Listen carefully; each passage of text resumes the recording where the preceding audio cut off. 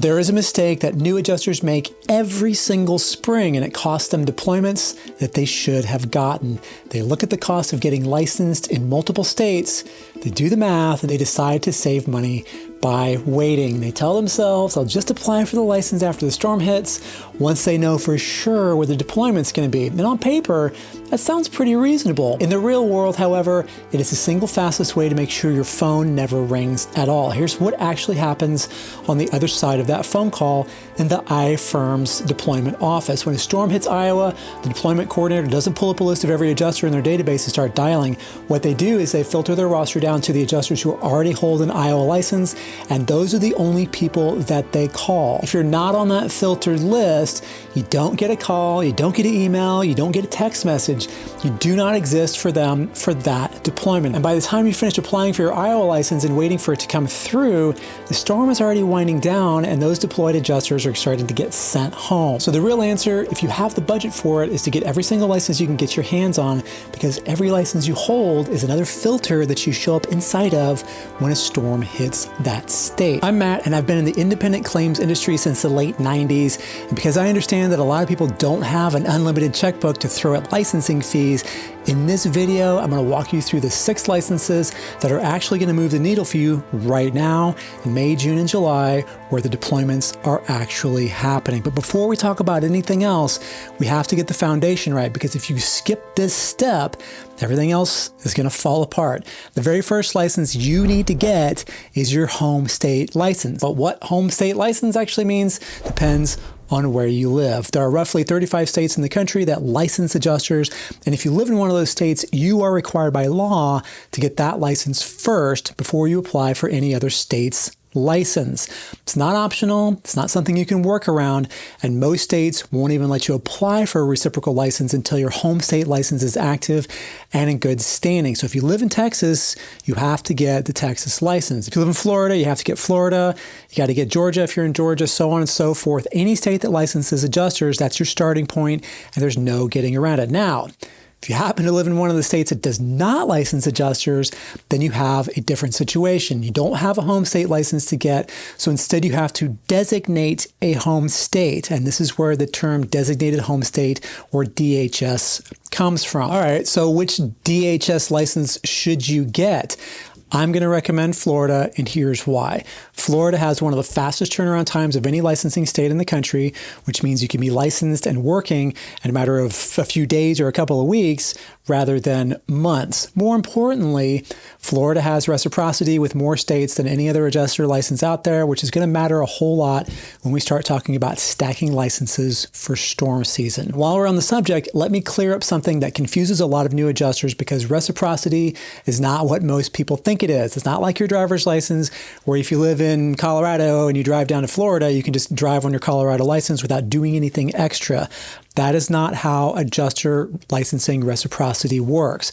What reciprocity actually means is that if you already hold a Texas adjuster license and you want to go work in Florida, then you have to get licensed in Florida. But Florida, because of reciprocity, is going to honor the exam that you already took in Texas and background check you already passed in Texas. Okay, you don't have to take the Florida exam.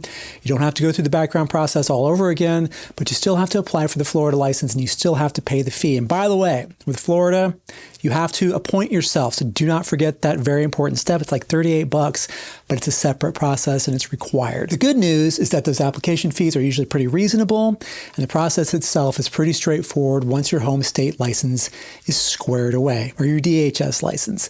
So stacking reciprocal licenses is not the mountain that a lot of new adjusters think it is. It's mostly paperwork and your debit card. Now, before I get into the specific states I want you locking in for the spring storm season, if you're brand new to this industry and you're watching this video trying to figure out where to even start, I put together a complete beginner's guide to becoming an independent property adjuster over at adjustertv.com/start. So you get instant access to this updated, free 9-video series that walks you through the entire path from complete beginner to ready to handle claims. So if that's where you're at in the journey, hit the pause button, head over to adjustertv.com/start, get signed up, and then come back and we'll finish this one together. All right, so now that you've got your home state handled, whether that's the state you actually live in or the designated home state you chose, which again, Florida, I think is the best one, it's time to start stacking the licenses that are going to actually get you deployed this spring. Spring storm season in the U.S. happens in a pretty predictable geographic corridor. If you draw a box on a map